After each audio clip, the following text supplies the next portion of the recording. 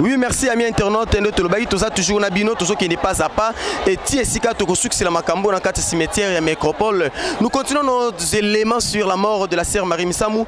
Il y a pas mal de antivaleurs autour des obsèques ou de la mort. Il y a la sœur Marie Missamou. Oui, il y a l'engouement, il y a des va-et-vient, il y a des gens qui passent, qui vont. Et c'est qui est toujours débatté. Mais ce que nous déplorons autour des obsèques où il y a matin à la sœur Marie Missamou, c'est seulement Koulouna Nako Bengango. Kuluna ya kosakanate trouble batubazo zoka batubazo yiba mabiloko on ne sait pas. Sœur Marie Missamou azalaki judoka te, boxeur te, soldat te, mais pourquoi ces désordres autour de sa mort? Tout le monde interview à batuto kanini batubazo loba bon tozonga simam pour te passer le sous moi point na masolango toleka à vos côtés comment c'est ngambongo il faut payer 500 francs 1000 francs beaucoup de avocat bébé faut foutre un bongo. Avocat mbongo 500 francs 1000 francs contre sa prostali on fait les on les cater. Faut les faire la soda ba robeta. Moi les faire ça té. Bazo coincer en tout cas ça va passer. Moi vraiment na ke musala te na ekole la sœur Marie Missamou. Mais moi ko makuna na mon vraiment ça té. Et ça linga pasi na muteme couper sœur na linga makasi. Donc ça linga pasi papa. Ba commencer na ba 100 francs faut que dans les bébés faut ka 100 francs salonné vraiment. Est-ce que 100 francs bon, et ça n'a pas si pour journal et là qui mine au coup pour te rendre dernier hommage national à Biso Marie Missamou. Na comme pour total la deuil ba soda ba comme le banini qui va voter faut payer 1000 francs mais ça Biso dépasse. Oh deuxième hein? Non la Marie Missamou c'est partout. Il y a que ma casse na bébé na pour na sentiment na e. Na qui va boye penza. Deuxième personne. Papa Kanyama akubaya ba kondique ba policier na ye. Policier za pour combattre la mutu. Et to pour combattre la batu. Faut indiquer combattre la batu. C'est Marie azaki nyonso pona biso. C'est Marie aza modéliste. Ayebi misale bele ki kimia. Mais comment les bébés comme on dit ça makasi. Vidéo l'organisation est mal organisée. À jour enterrement, et ça joue à ranger ma quitte vraiment. Et ça la carrière. Honorer Marie Missamou. Et ça bien que maman. Ceux qui vont vraiment boiter, c'est belle la montée. Papa. Boiter. Abala qui tel ko linga batu mais boiter. Maman bangu. Non on va mouker bazo pour musa ngalel. Li peka peka eza bongo. Place auto senga keza place auto. Place eboyi pour na bateta ngai. Comment va façon na ça na outi kuna na carte donc so poussa na moi liboso pour les cas moi 100 fois moi 200. Boiter organisation ça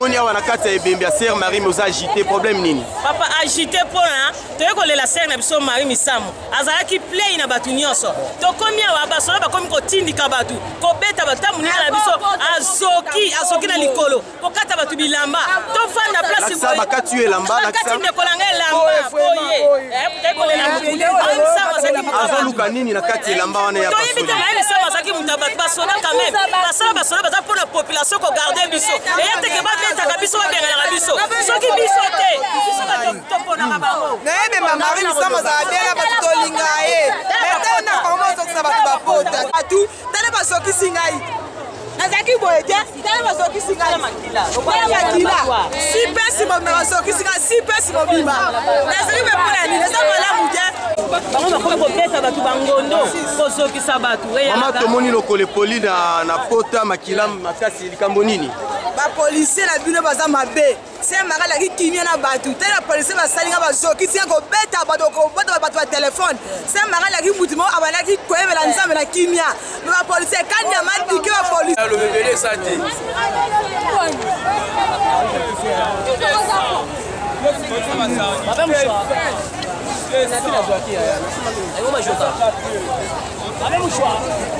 mbote mama yo poye kolela ya Marie mais balobi ya Marie azalaki na elateli na ye tomoni bino na bakata fumbwa nyonso kaka mpona kolela ya Marie na bakata fumbwa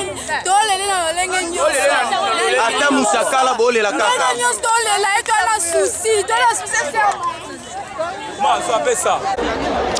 Oui, ok, merci beaucoup. Nous sommes en image. Pour l'année interview, bon, na batuning bazoki soki bapota eza esengote. Tolobaki la sœur Marie Missama azalaki soldate, azalaki policière te, azalaki pe kuluna te.